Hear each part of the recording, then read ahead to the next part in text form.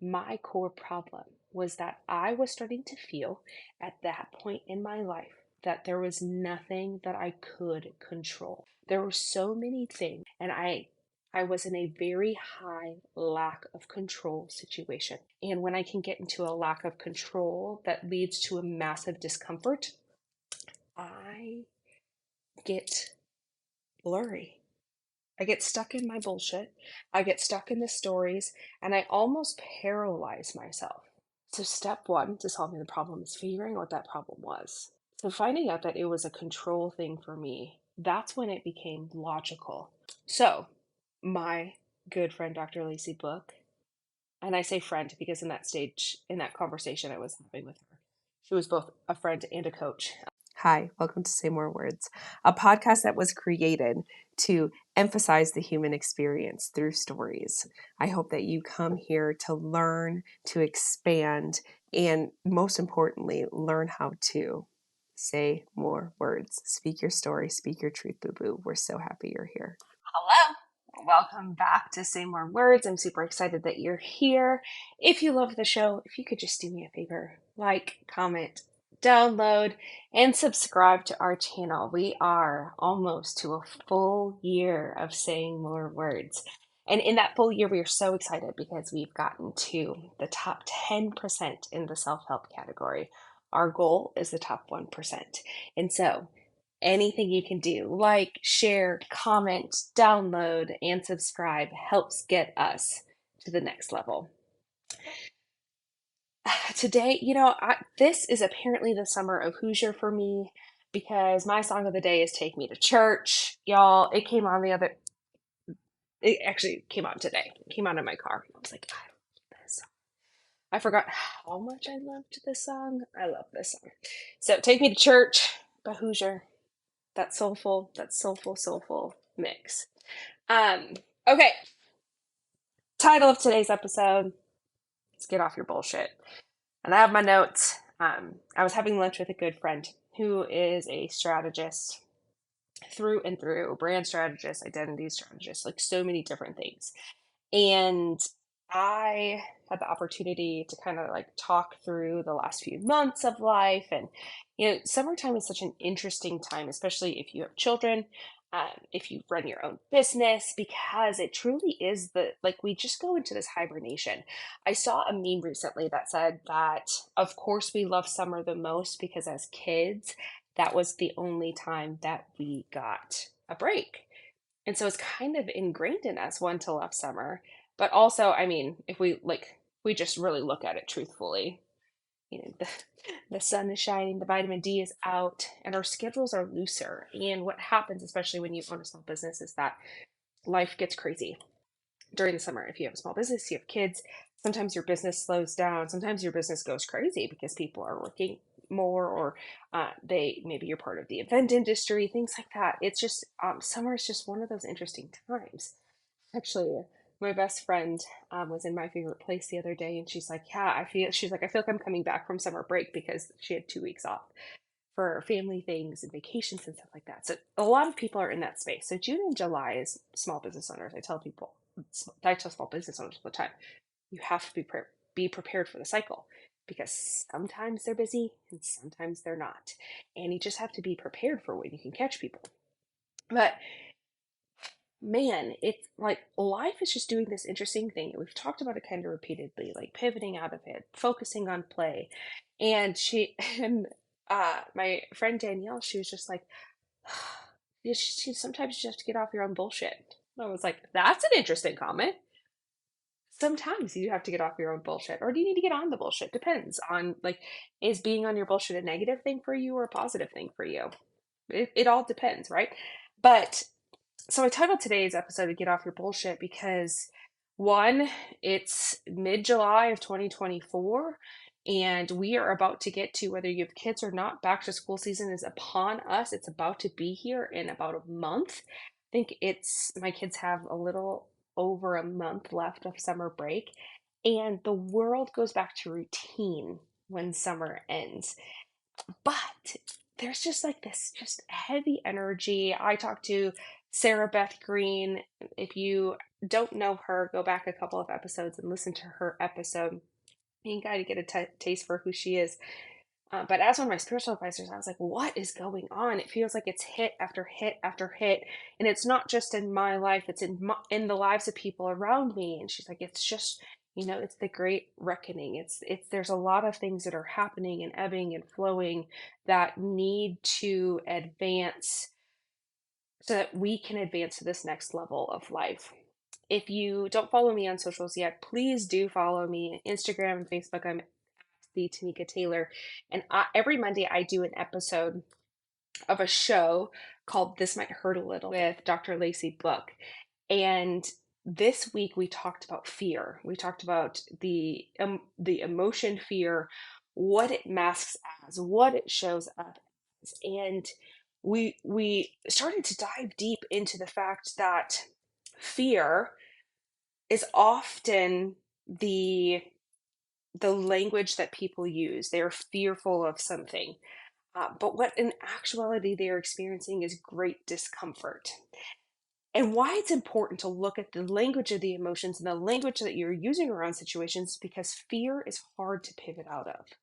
Discomfort is not. Discomfort breeds bravery. I want you to think about that. Discomfort breeds bravery. In what times of your life have you been so very uncomfortable? You've been in a time of discomfort, but you kept plowing through, you kept working through, and you made it possible. You made it so that you could keep going. Think about all of the times, right? You kept moving forward. Whereas fear, when we are in fear, we are grasped and crippled by the unknown. And true fear it's important, right? It's a physiological, psychological response to keep you safe. Its main job is to keep you safe. That's why fear exists. And, back primally, it was like to stop you from talking to a saber-toothed tiger, or like getting too close to a saber-toothed tiger or a bison. Apparently it's a thing this summer that people are just going up to bison in our shops, that they're mean to you. Whatever, natural selection at its finest. But true fear is paralyzing. Fear can also be masked by anxiety. Like, anxiety can show up and you think that you're in fear, when in actuality, you're going through future scenarios that aren't real. Lacey and I talked about there's, definition, or like an acronym of fear is false evidence appearing real. Like, people get paralyzed by fear. They don't move forward. They don't have the conversations. They don't, um, you just get stuck.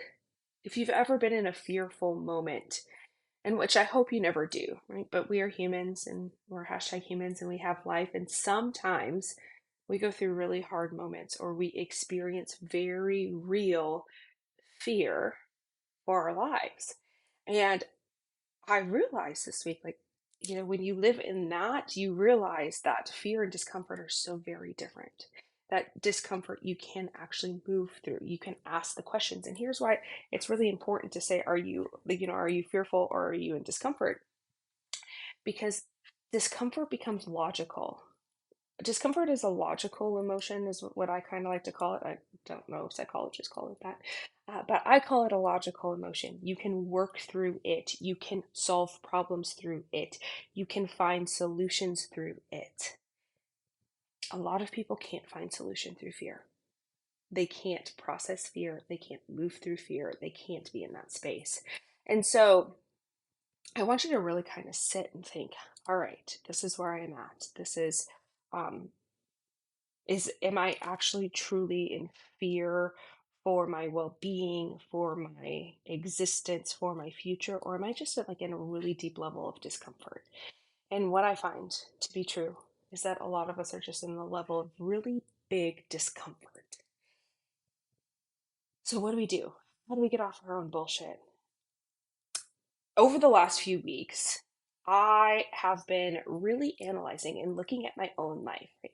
I tell people all the time I do this for a living, but that doesn't mean I'm immune to the human experience. It does not mean that hard things don't happen to me, hard conversations, hard experiences. And I've had a lot of real life hard experiences. Some that started in initial fear and then, but, truly turned out to be discomfort. But when you are in a space of just being in your own bullshit, you really have to say, okay, I am uncomfortable. Why? It's literally asking, why am I uncomfortable? Asking yourself the question that you probably are avoiding, because it's in asking the question that we can find solutions to the problem. But sometimes we don't even want to try and find the solution to the problem because the problem is just so large and so dynamic. So if we're sitting in a space of discomfort, and it's like, why am I in this space? Like, why do I feel this way? Okay, well, what am I feeling? Where is it stemming from? What are the stories I'm telling myself?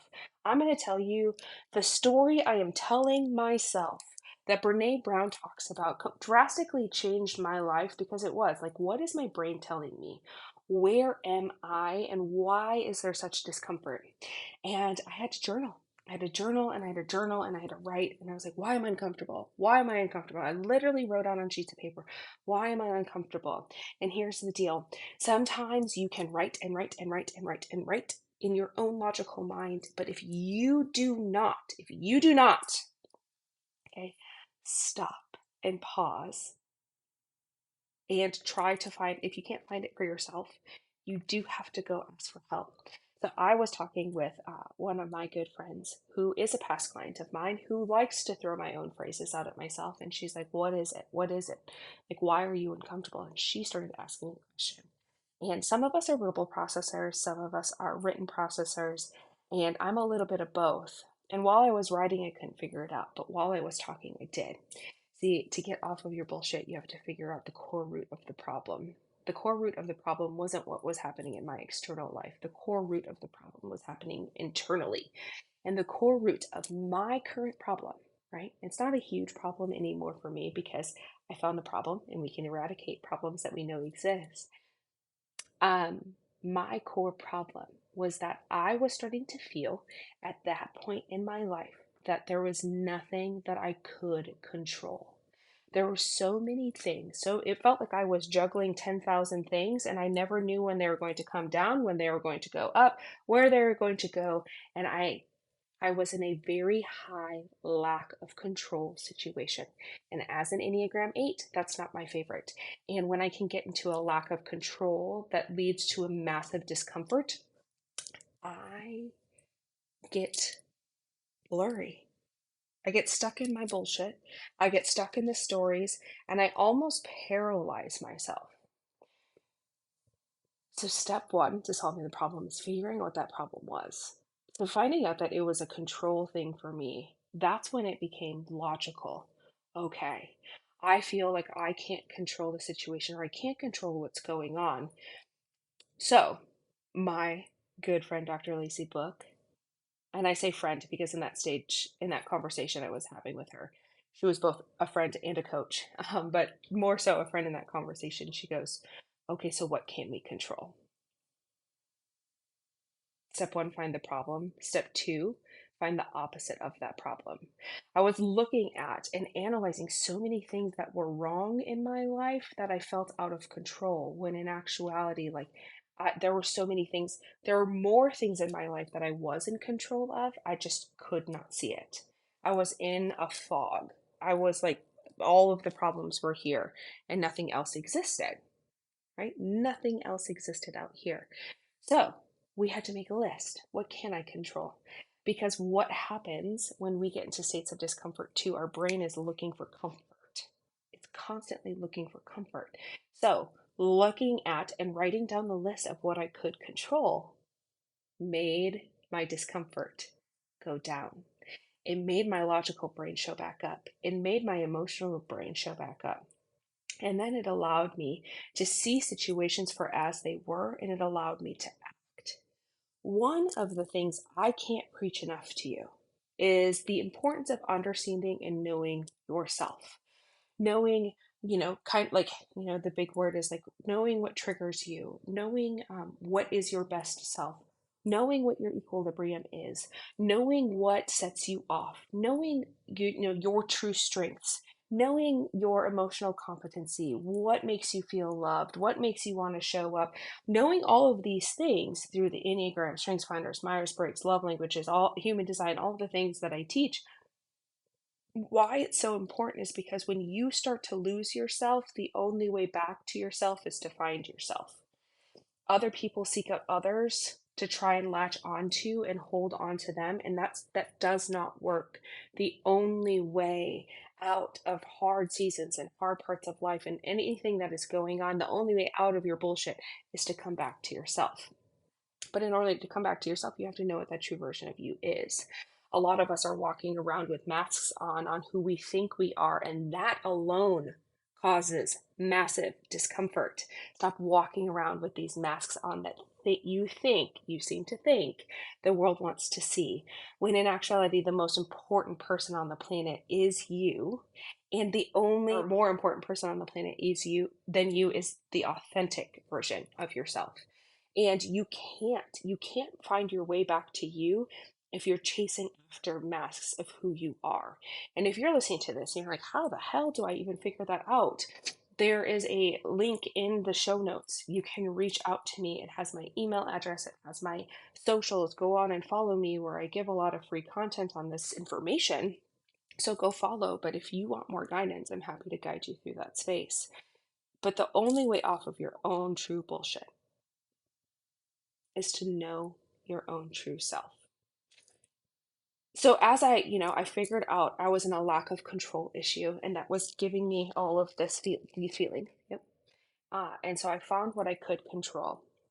It was in that space of looking at what I could control, right? Like the true version of myself and like what was guiding me back, that I started to realize that a lot of these human experiences that I was having that were hard and confusing and very uncontrollable, I had gotten so lost and so wrapped up in the story and the narrative and who I was trying to be and how I was trying to navigate it and all of the emotions I wasn't understanding. I got so lost in it that I had lost the basic version of me as well. So as I'm guiding myself to, my true nature, but I had lost the emotions that were true to me too. There's a lot of people who don't even look at what their true emotions are.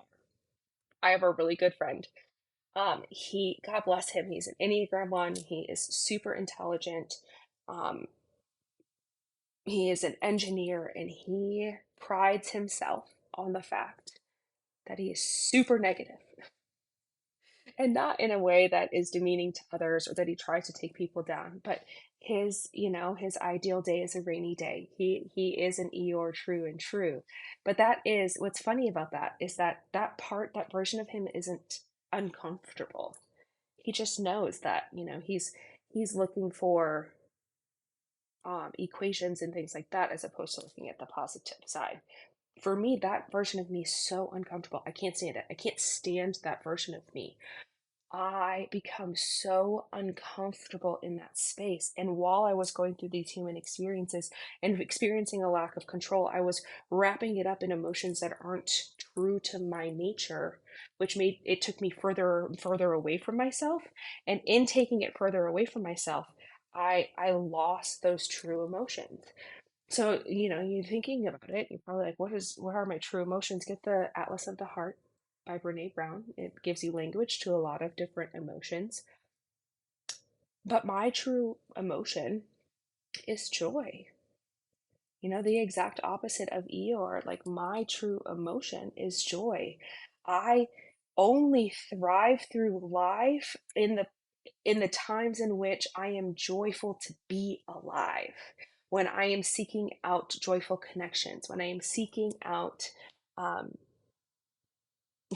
joyful client, and not even joyful clients. Not all of my clients are joyful right away, but people who are seeking joy. When I'm seeking out conversations that that fulfill me, when I'm seeking out people who fulfill me, when I'm seeking out hugs and good conversations and the ability to help build somebody else's business and to hype them up and just like all of those things, while those are also experiences, a lot of those are experiences, they're all wrapped in joy. And I had gotten so lost from myself because it was hard in my humanness and the experience that I was experiencing to seek joy. It was just it was a hard time. So, in getting off of my bullshit, right? I looked at the problem. I looked at the opposite of the problem. I proof seeked to figure out where in my life that the opposite of the problem is existing. And then I dove head first into my equilibrium emotion, which is joy. I sought out people and conversations and long hugs and good meals and happy hours and patios. I sought out driving. Oh my goodness, and I'm almost getting emotional thinking about it. But um, I had to go back to the Midwest, and I had the opportunity to drive through the cornfields and drive through farmland and lose reception and kind of just get lost in nothing. Not that the farmlands of Wisconsin are nothing, but there was just nothing out there. And I live in a major metroplex now where it's a lot of hustle and bustle, and in that space, in that calm, I found just so much joy that it brought me almost back to my equilibrium. It made me feel alive again. Getting off of your own bullshit and moving forward is looking and seeking, feeling alive again. Ugh, just seeking feeling alive again. Because when it gets hard and it gets crazy and we have all of these thoughts and we can't figure out what to do, we slump down, and we were meant to live. So seeking out those emotions that make you live, those experiences, those people, because we weren't meant to do this life alone. No, we weren't. And so seeking out those things that make you feel alive, that make you feel like you can continue moving forward. It's such a beautiful thing. It's a beautiful way to live. It's a beautiful way to do business and your career and your relationships and your conversations. It's just, it is. It is what it is. It's just so beautiful and kind and pure. So if you're kind of in this space, right, and maybe this is why Take Me to Church plays, because sometimes I just say, Siri, play what I need to hear, okay, and she does. And so maybe maybe I needed to take you to church a little bit today so that you could get back to yourself. I think that there's lots of times, and bookmark this, download it, save it, because there's going to be times in your life where the bullshit shows up. And sometimes you'll get out of the bullshit and you'll show right back up again the next day. But it's okay. Okay. I want you to know that it is okay, and you can pivot out of it and you will get out of it. Because sometimes we just get stuck in it and we feel like we're never going to get out of it. Right? Like it feels like this is suffocating. This is it. This is how it's going to end. I'm just going to be stuck here forever. And it doesn't have to be the case. And if you are in a space right now where you're like, I don't even know what my equilibrium emotion is, I'm going to let you know that joy is not everyone's equilibrium emotion, but I am going to tell you that if you work at it really, really hard, it can be. And it can be so powerful and freeing and exciting. Oh my goodness, so exciting. It can be so exciting. So you can borrow my equilibrium emotion to get you off of your bullshit. Okay, so get off of it. Follow me on all of my social media. In the show notes, I am going to drop a couple of different courses as well. One of the ones that I work through while I am working through my own bullshit is active forgiveness. And in all of the chaos that's been going on lately in my life, it hasn't been active forgiveness of other people. It's been active forgiveness of myself. And so it's a fun little activity. It's a way to not declare bankruptcy like Michael Scott, like, oh, I declare bankruptcy and then do nothing. It's not declaring forgiveness, it's active forgiveness. So you'll find in the show notes. I hope it helps you. If it does, please reach out and let me know how it does. It's a very magical, very, very magical activity that has changed a lot of people's lives and a lot of people's relationships. So Go out and forgive. Find the opposite of what you're feeling. Proof seek that it exists. And find your equilibrium emotion. And I promise you, it will get better. It will, it will, it will. You know why? Because it has to. I'm so very proud of you. I hope you have a great rest of your day and a great week. And I will see you soon for our year celebration of Say More Words. Yay!